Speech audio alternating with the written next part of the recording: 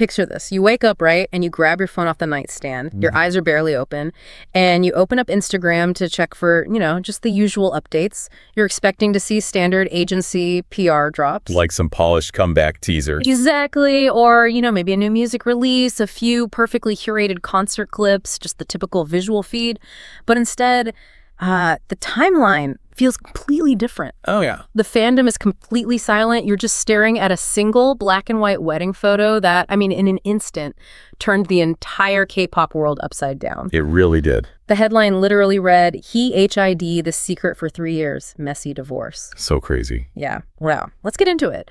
Join Eric and Minji as they ride the Hallyu wave, uncovering the biggest K-pop comebacks, shocking industry controversies, and major K-drama updates. From internet-breaking rumors to historic chart milestones, we dive deep into the world of Korean entertainment. Ooh. Today, our mission is to unpack this unprecedented double announcement that completely shocked the internet on August 24, 2026. Yeah. We are exploring the changing societal stigmas around celebrity divorce, which is a huge topic right now. Totally. And we're going to contrast the hard-won piece of our favorite veteran idols with honestly, the terrifying new pressures facing fifth-generation rookies today. Because to truly understand the current landscape of the industry, you really have to look at both extremes. Right. We're witnessing incredibly human, hard-fought happy endings on one side. Yeah. And then some of the most brutal, calculated corporate mechanics happening behind the scenes on the other. So let's start with that massive August 24th headline. According to reports from SBS News and Star News, 46-year-old musical heavyweight Yang Joon-mo and 38-year-old former Spica member Yang Ji-won dropped an announcement that literally nobody saw coming. Nobody. They announced their marriage and a pregnancy. She is going to be a mother next year at the traditional Korean age of 40, so they actually moved the wedding up to accommodate the timeline. Which, a pregnancy and a sudden wedding is a joyful announcement. Of course, yeah. But it completely fractures the predictable reality of the industry when you add in the second half of that post. Oh, man, yeah, the second half. Joon-mo belatedly revealed that he had divorced his previous wife, who was a composer he married back in 2009, 3 entire years ago, in 2023. I have to pause on the mechanics of that. From a fandom perspective, this is the ultimate PR minefield. Oh, totally. We are looking at a scenario with an 8-year age gap. Right? A child from a previous marriage, a remarriage, a sudden pregnancy, and a secret divorce kept completely in the dark for 36 months. It's unheard of. It is. Usually just a rumor of a dating scandal is enough to force an idol into an indefinite hiatus. Yeah, they just disappear. Right. Yet Korean netizens, the domestic online community that usually drives these controversies, they didn't revolt. No, they didn't. K-netz responded with massive, overwhelming congratulations. The relief in the fandom was just palpable. Because the reaction defines historical precedent. We were talking about an industry where perfection is the baseline product. Exactly. But I think the reason the fans were so protective of Ji-won instead of angry is because they literally watched her go to hell and back for a decade. Oh, for sure. This wasn't someone who had it easy, and the public fundamentally recognized that she deserved to win. I get that. I understand the public goodwill. But I want to push back on the strategy of the secret itself. Okay, yeah. Joon-mo's official statement said he hid the 2023 divorce to protect his young daughter from emotional hurt and unnecessary public scrutiny. Right. But, does hiding a divorce for 3 years actually protect a child in South Korea? Yeah. Because legally remarrying forces the truth out onto the family registry anyway. Yeah, that's true. It feels like this just creates a massive pressure cooker. By hiding it, doesn't it turn into a much bigger PR bomb than if he had just released a quiet, standard agency statement 3 years ago? You are looking at it from a pure crisis management perspective. Yeah, I guess so. But we have to factor in the Korean media ecosystem. Yeah. If he announces a divorce in 2023, the press camps outside his daughter's school. Ugh, yeah, that's fair. Online sleuths start dissecting his past interviews, right? Yep. By delaying the announcement until he has a new, overwhelmingly positive narrative, like a new marriage and a new baby, he forces the media to focus on the celebration rather than the failure of the past marriage. That is a huge gamble, though. It's a huge gamble. He's betting that the new narrative will soften the blow of the deception. It worked here. But to fully grasp why the Sisterhood of K-pop completely shifted the narrative to shield Ji-won, we need to examine that brutal 10-year trench warfare she survived. Oh, absolutely. Ji-won's path is one of the most grueling survival stories in the K-pop machine. Seriously? If we rewind to 2007, she was part of Five Girls. Wow, 2007. Yeah, a legendary pre-debut group that included future massive stars like Yubin and Hyo-sung. Insane lineup. Right. But the group was completely scrapped before they even launched because their agency faced total financial ruin. The funding just vanished overnight. And the bad luck didn't stop there. She moves agencies, secures a spot in the original lineup for Tiara in 2009. But then she leaves right before their debut, basically missing out on one of the biggest girl groups of the second generation. Which has to hurt. And she finally officially debuts in 2012 with the group Spica. Right. They had incredible vocal talent and even had the massive backing of K-pop icon Lee Hyori. Yeah, Lee Hyori backing you is huge. It is huge. But despite all of that, they disbanded in 2017. And the reality of that disbandment is jarring. Yeah. She was struggling so intensely to survive that she literally took a job delivering green juice door-to-door 5 days a week, making just 5,001 an hour. Okay, wait. I need to understand this. Yeah. She's a recognizable idol. Yes. She had Lee Hyori's backing. She's been on national television. How does a group with some of the biggest names in the industry behind them end up disbanding and leaving her delivering green juice for what is essentially pocket change? Where does the money go? It goes straight into the idol debt system. Yeah, the debt system. Right. Think about it like a high-interest corporate loan where the artist is the collateral.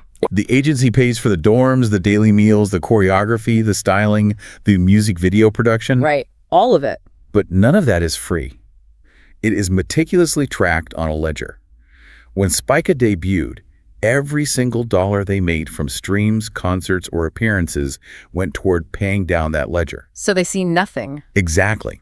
If the album sales don't surpass the immense cost of production, the idols see absolute zero in profit. That's terrifying. The millions spent training you become an anchor.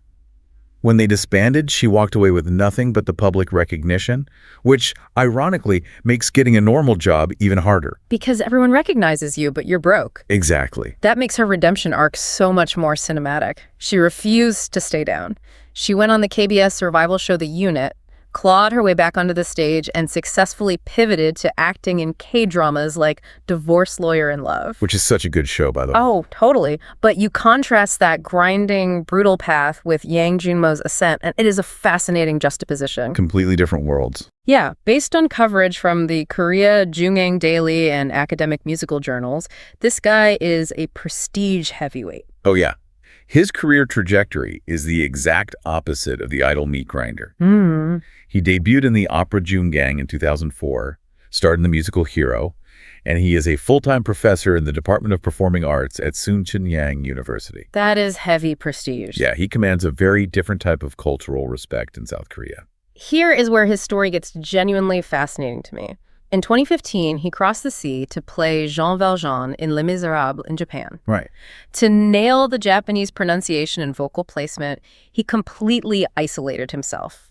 He trained with Arthur Levy in New York, and then came back to Seoul and spent his time singing the score while hiking up Bukhansan Mountain. That's incredible, because the physical intensity of singing an operatic score while climbing a mountain isn't just about dedication. Right. It's about fundamentally rewiring the body's mechanics.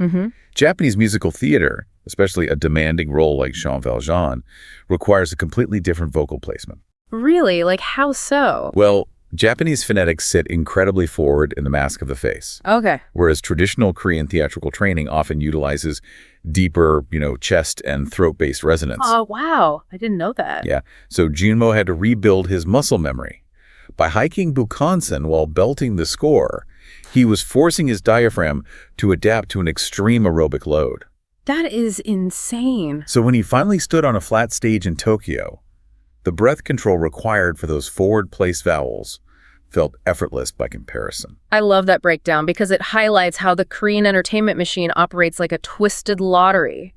You have this revered, academically acclaimed heavyweight who is literally climbing mountains to perfect his diaphragmatic control. Yeah. And an idol who is completely ground down by the agency debt ledger, carrying green juice up apartment stairs just to afford dinner. It's crazy. And they ultimately find their peaceful, happy ending in the exact same black and white Instagram post. It's a beautiful resolution to two very different types of industry exhaustion. Truly. This fairy tale ending is incredible, but keeping a divorce secret for 3 years isn't just a personal choice. It's part of a massive, hidden cultural shift sweeping through the industry right now. Oh, absolutely. Later, we'll tell you about the shocking plot twist in 5th-gen visuals that no one saw coming. But first, a quick reminder. Yeah, if you love staying updated on your favorites and unpacking the hidden mechanics behind these agency statements, make sure you subscribe to StarScope K Report. We've got even bigger scoops ahead. So let's talk about this broader trend. Why are so many stars suddenly hiding their divorces? Right. The South China Morning Post recently reported on this specific phenomenon, showing that Joon-mo is absolutely not an isolated case. Not at all. Singer Park Ki-young hid her second divorce for 3 years. Lee Won-suk, the lead vocalist of the indie band Daebak, hid his divorce for 2 years. We are seeing a very specific cultural tension in South Korea right now. Pop culture critic Ha Jae-kyoman explains that the general societal stigma around divorce is fading, Yeah, for the general public. Right. We have massive hit reality shows now like Love After Divorce and Dolsing Foreman that openly discuss life after marriage. The public is way more accepting. Right. But for celebrities, the fear of the netizen magnifying glass is still paralyzing. The netizen magnifying glass, that forensic digital autopsy of your personal life. Yes. It's not the legal divorce itself they're afraid of. It's the chaotic witch hunt that follows. Exactly. The second a split is announced, millions of strangers start relentlessly speculating on who is at fault. Oh, they tear everything apart. They dissect 5-year-old interview clips. They analyze the background of old social media posts, just looking for a villain to blame. It becomes a public trial without a jury. So they hide the divorce to bypass that initial wave of toxic speculation. Yeah, buy themselves some time. They want to wait until the dust has settled in their private lives.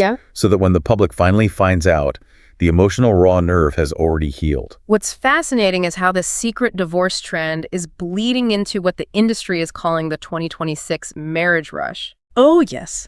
The marriage rush. We are witnessing an unprecedented wave of legacy idols settling down openly. Yeah. We have Girls' Generation's Tiffany Young marrying actor Byun Yo-han. Huge. 2PM's Taecyeon marrying his partner of 10 years. Right. Pink's Yoon Bomi marrying producer Rado after an 8-year relationship. It's like a real-life all-kill, right? Like topping every single major streaming chart simultaneously, but for personal milestones. That's a great way to put it. And notice the shift in fan reactions compared to a decade ago. Well, it's night and day. 10 years ago, an idol getting married would trigger a black ocean at their next concert. The absolute worst. Right. Fans intentionally turning off their glowing light sticks and sitting in pitch black dead silence to punish the artist for betraying them. So toxic. But today, the fandoms are celebrating. The fans who grew up with the second and third generation groups are in their 30s now. They are getting married and starting families themselves. Right, they get it now. That toxic, hyper-possessive attachment has matured into genuine support. I see the fans maturing, but I have to question the business side of this. Okay. Agencies are notoriously controlling because they fundamentally operate on the boyfriend or girlfriend experience model. Sure. They are selling the parasocial fantasy of absolute availability to teenagers. So why are these massive corporate agencies suddenly allowing this marriage rush without a fight? Well, I look at it this way. K-pop agencies have shifted their economic model for veteran artists. They've moved from that girlfriend experience to the nostalgia and legacy monetization model. That makes total sense. It's a total evolution of their revenue stream. Agencies realized they don't need the illusion of singlehood to sell out an arena anymore. Exactly. They are selling stadium tours, high-end brand loyalty, and prestige acting roles to adults in their 30s who have high disposable income. Right. The financial incentive for the company to keep the artist single is entirely gone, so the strict rules just disappear. They can monetize the legacy without needing to enforce the suffocating constraints of a rookie contract. The veterans have essentially aged out of the control mechanisms. And we celebrate the second and third generation veterans finally clocking out of their shifts to live normal lives without facing a dreaded black ocean. I love to see it. But the corporate machine they left behind hasn't gotten any kinder to the rookies taking their place. Honestly, if anything, the machine has found entirely new, perhaps more dangerous ways to exert control. Yeah. Which brings us to the dark side of current 5th generation visuals. There is a viral panic happening right now over UNI.T Swanhee. Oh yeah, this is everywhere. A recent video clip of her hit over 2 million views in a matter of hours. And the internet didn't hit the panic button over a comeback teaser or an incredible vocal run. They panicked over her drastic physical transformation. Right. She has experienced severe weight loss and completely lost her signature. Endearing Macna cheek fat, that youthful baby-faced look you expect from the youngest member of the group, which was really her primary charm. She was beloved specifically for that healthy, youthful energy. Exactly. The K-netz reactions to this recent clip are incredibly raw and deeply concerned. Yeah, I've seen some of them. Comments are flooding in saying, she is just skin and bones, and what is in the K-pop air these days for everyone to lose half their size. It's so sad. The core fandom is actively rejecting these dangerous visual standards. They're literally begging the agencies in the comment sections to let these girls eat and prioritize their health over their waistlines. And this is where the math doesn't add up for me. Okay, why? If the core fandom, the very people who buy the physical albums, stream the music, and buy the concert tickets, hates this skeletal look, why do the agencies enforce it so strictly? Yeah, that's the good question. I think we have to look at the modern economics of K-pop. It's no longer just about selling albums to fans. Oh, you mean the brand deals? Yes. The real astronomical money is in global luxury fashion ambassadorships. The pipeline from K-pop Idol to Paris Fashion Week. Exactly that. Brands like Chanel, Dior, and Celine are writing the biggest checks. I'd argue that K-pop agencies are no longer just music labels. They are producing high-fashion mannequins built to fit unbelievably tiny haute couture sample sizes. Wow. Mannequins. Yeah. I mean, 1 million album sales is great, but a multi-million-dollar global ambassadorship with Celine is better. Oh, yeah, for sure. The fashion houses demand a specific, hyper-thin editorial look, so the fans' concerns over health are entirely overruled by the demands of global luxury brands. It is a chilling realization when you map out the economics. The agencies aren't listening to the fans crying out for the idol's health because the fans are no longer the primary customer for the idol's visual identity. Exactly. The luxury fashion conglomerates are.